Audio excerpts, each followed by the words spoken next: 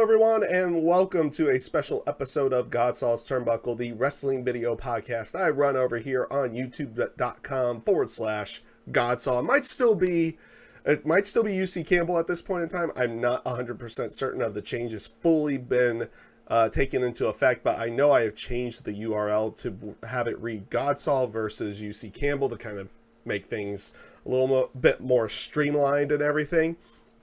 And, you know, we'll digress from that because that's for talk for a different time, everything to go along with that one. Reason why this is a special episode of Godsaw's Turnbuckle, well, it is time for predictions for WWE Elimination Chamber 2019. And this should be an interesting show. I mean, we're getting titles being reintroduced into the company. Some would even say for the first time, but really reintroduced with the women's tag team titles. And of course, we have all the other title matches to go along with that. You should also be seeing simulations for the matches going up here within the next couple of days over on YouTube side. By this point in time, it would have aired live over at my Twitch page, which would be below in the link below on that one. If you do want to check it out before, I'll probably put them up here on Saturday if I have everything done by that time. There is only 7 matches on the card, so I would imagine it wouldn't be too hard to get those up in a timely manner, but we'll see how everything plays off. Let's go ahead and start this off with the match. I feel like we'll be on the pre-show. I can't give that, obviously we can't give that a 100% guarantee because at this time they haven't really announced what the pre-show match is going to be. But it is going to be for the Cruiserweight title, and it is going to be Buddy Murphy going up against Akira Tozawa. I have not really caught a lot of 205 Live to know what really is going on in the terms of the story between these two. I know Akira Tozawa won I believe a fatal 4-way match to become the #1 contender. So it is going to be one of those. It's going to be one of those matches where I don't necessarily feel like they're going to take that title off of Buddy Murphy quite yet. That I feel like that is something that they're going to do around WrestleMania time. You could really say that about a good chunk of these particular matches as well. To go along with it. Some may say it may be kind of predictable. We'll see how everything plays off. I could definitely see some of these matches being rather predictable with where they're going to go with everything. And this one, I'm going to go with Buddy Murphy. So up next, we had Braun Strowman going up against Baron Corbin. And I believe as of the time I'm recording this, they have officially made this a no disqualification match, which is an interesting way of going with that one, and I feel like I know where they're going to end up going with this, and it actually probably changes what my initial pick was going to be. I was thinking it was going to be just straight up Braun Strowman taking this one, but they're making it a no disqualification match. I feel like I know where they're going with Braun Strowman, and it may be in a route to going down to facing Drew McIntyre around WrestleMania time.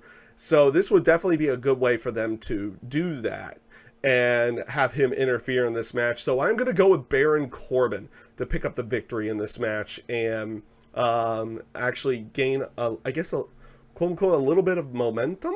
I don't know on that one. But I'm going to go with Baron Corbin, mainly because of the rule change that they put in there on that. And yeah, we'll go with Baron Corbin. Up next, we have the SmackDown Tag Team titles. The only tag team titles as of right now that are being defended on the show. But I guess they could do something with the Raw Tag Team titles, considering they did just change them on Monday night from Bobby Roode and Chad Gable over to the Revival. But it is going to be Shane McMahon and The Miz going up against the Usos.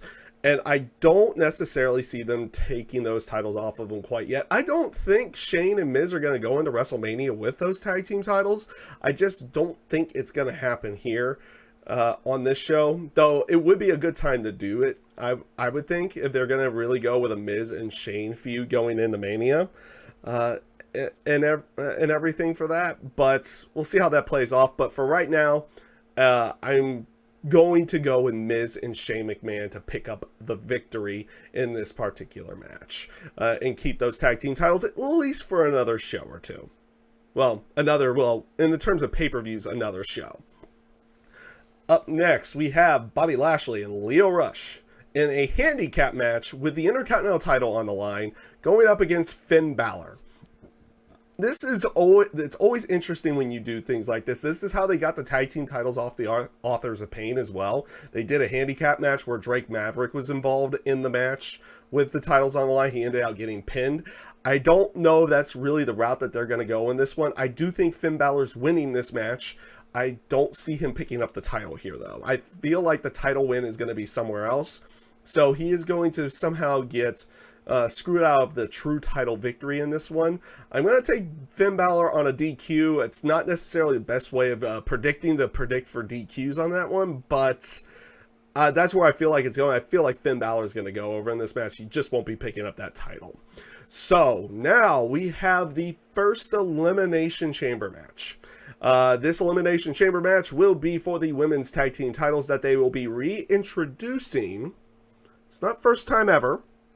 It's not first time ever that they've been around. If you've been around with checking out late 80s, early 90s, they did have women's tag team titles during that time frame, but they were defunct for quite a period of time, and now they are bringing them back. And it's also bringing back rumors that not only will there be just one set of the women's tag team titles, but maybe they're going to go back to the women's division flipping between both shows, where I guess people would be on one show, where you have some of the women on one show, but the champion and some of the women on the other show, but the champion will be going between both shows on that one. That rumor has been going around now. It's probably going to end up being that way with the women's tag team titles, that the champions are going to go between both shows, and then, you know, they'll face people from Raw and SmackDown. So this one is going to have the Riot Squad. It's going to have, and more importantly, it's going to have Liv Morgan and Sarah Logan going up against Nia Jax and Tamina, going up against Sasha Banks and Bayley, going up against Sonya Deville and Mandy Rose, going up against Billie Kay and Peyton Royce, the Iconics, and up against Naomi and Carmella. So based off of what they have done on both Raw and SmackDown, they had matches, triple threat matches, where the losers would become the number 1 and number 2 entrants. So on Raw, technically, the loser of that tag team match became number 1, and then the loser on the SmackDown side became number 2. So on that case, it became Sasha and Bayley on Raw side, where they will be starting off the show, and it will be Sonya Deville and Mandy Rose starting off on the SmackDown side. They were the 2 losers of the triple threat tag team matches. I feel like there's your winners somewhere in there. I don't necessarily, like, I could see them putting it on the Iconics in some way, but it's really all dependent on what they truthfully have planned for those down the line. You could definitely go with a heel team and then have a face team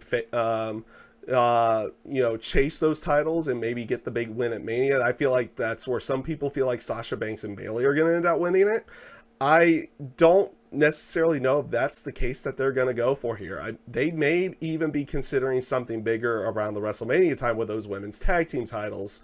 And if they are going to do that, I feel like they're going to put those titles on Sasha Banks and Bayley on this show so they can set up something for the bigger show, because I don't feel like they want to hot potato those tag titles too quickly on that one. You could definitely have a heel team going over, and if you do take a look at some of the history in WWE side when they introduce a title, a heel does necessarily go over right at the beginning unless they have something massively planned to go along with it, which in some cases they do really put those titles on faces, and I feel like that's going to be the case in here. I'm going to go with Sasha Banks and Bayley to win this Elimination Chamber and get those tag titles, and they may have something differently planned for them going into WrestleMania with maybe a more of a dream match scenario than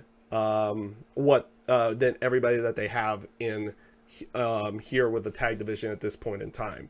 So we'll see how it ends up playing out, but I feel like they're going to go with Sasha Banks and Bayley. Up next, you have Ronda Rousey going up against Ruby Riott for the Raw Women's Tag Team, or for the Raw Women's, not Tag Team, but the Raw Women's Championship. Does anybody really think that Ruby's going to win this match? I mean, it would be interesting if they did it. It would be an interesting one if they did it, but I don't see them necessarily changing that title here with everything that they're building up with Ronda Rousey and the other ones. I like how they've been trying to play off Ruby Riott, saying that she feels like an afterthought, because technically this match kind of feels that way. And I'm going to go with Ronda Rousey picking up this match and taking the victory home. Not really much to think about there. So this brings us to the main event of the night, which I'll imagine will be the main event of the night.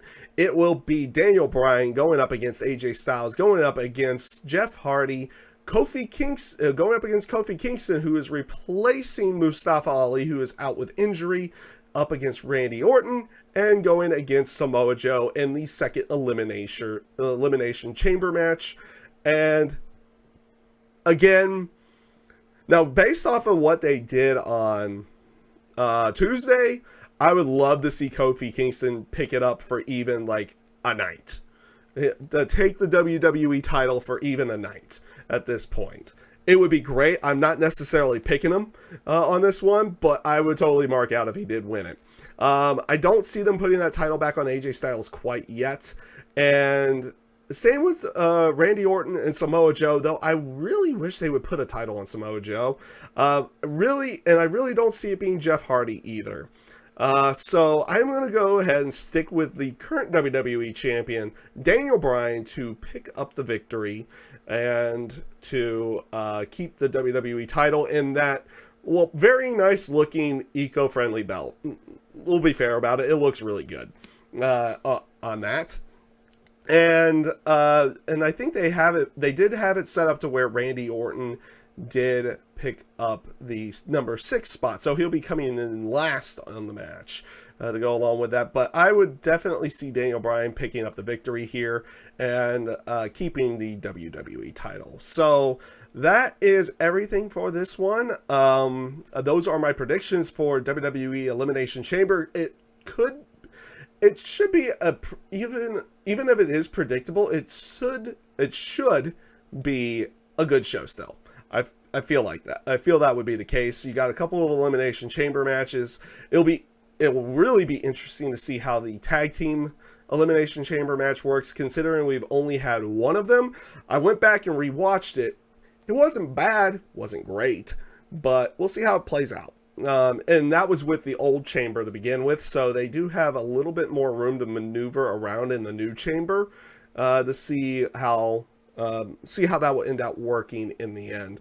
And like I said, a lot of these matches, they do feel like they could be very, very predictable with where they're going based on them setting up matches for WrestleMania. But we'll see how everything plays out in the end. Like I said, it could still be a fun show, albeit maybe a predictable one. We'll see how it comes out, but like I said, we'll see how it comes out on Sunday, and I hope you guys enjoyed everything. I hope you guys take care and have a great rest of your day.